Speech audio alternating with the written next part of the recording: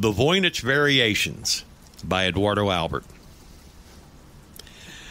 Yes, it was an obsession. I can date its inception quite precisely. The evening of the 15th of May 2010, when my latest work was premiered by the Quadrivium Ensemble to critical incomprehension.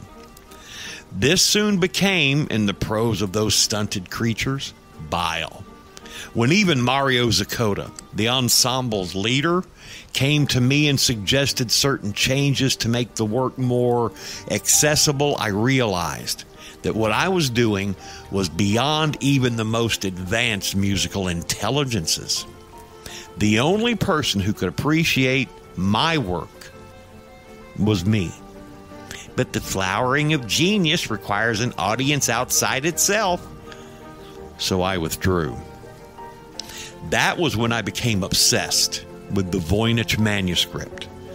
I'd been interested in it ever since I'd learned of this 16th century text, composed in a script no one understood, interspersed with obscure drawings and diagrams. The author was unknown, and despite the attentions of the greatest cryptographers in history, its meaning had never been deciphered. In disgust and defeat, many claimed that the manuscript was nonsense, a parody of a cipher, nonsense, screening nonsense. But I was convinced it was real. In the weeks and months following my musical retirement, and I note in passing that there were numerous inquiries as to my next work, all of which I ignored. I studied the manuscript, investigating the various theories about it and dismissing them as they became untenable. I woke up thinking about it, went to bed wrestling with it, and passed my days in intellectual combat against it. For there was one thing I had discovered. It was that the anonymous cryptographer of the Voynich manuscript was a worthy opponent, possessing a mind subtle and cunning and deep. It was an honor to match myself against him, and a greater honor to best him. And of course, I did best him. And it was a man, I have no doubt of that. A woman couldn't have created its architectural structure. The answer, as so often, came in the driftlands between wake and sleep, where I saw the strange characters of the script arrange themselves in an arc and begin to play. I woke up with a gasp of exultation on my lips and my pen in my hand. The manuscript was indeed a code, but one that concealed music. That was why it followed no linguistic semantic laws. It obeyed the laws of music. With that insight, it was a matter of days for me to transcribe the manuscript and write down the score. Now, some of the instrumentation was unclear, and much of the manuscript was merely noise-making at its musical core, but the great bulk of it was obvious.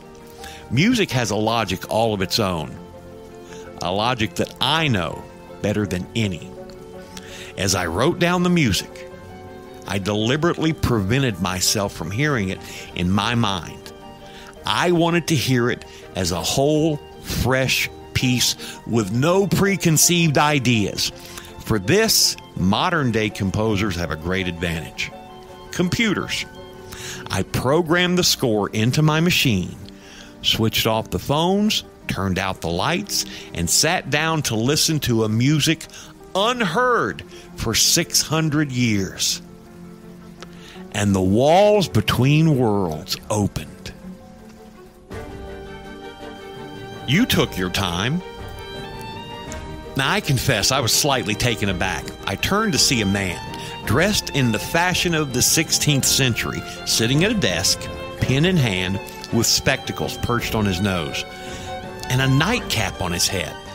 He put down the pen and he turned, creaking somewhat, to consult a grandfather clock.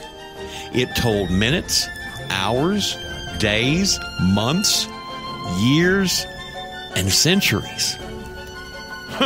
He stood up, putting down the pen. I hope you do not have as long to wait. He took off the nightcap and he laid it on the desk beside the pen. A word of advice: take less pride in your puzzle than I did. Make it easier of solutions, but not too easy. For only one may solve it if he is to become the gatekeeper. The man held out his hand. I took it. Good fortune, he said. Who are you? Well, I was the gatekeeper. Now you are. Pardon me if I don't linger, but I've been engaged in this task for centuries. Now that you're here, I can depart. The gatekeeper opened one of the doors. Wait, what am I supposed to do? Well, you keep the gate, of course. And he closed the door behind him. As it shut, it disappeared. Slightly breathless, I sat down at the desk. Doors, the gates into worlds, stretched in all directions as far as I could see. From some, I heard music. I picked up the pen and began to write.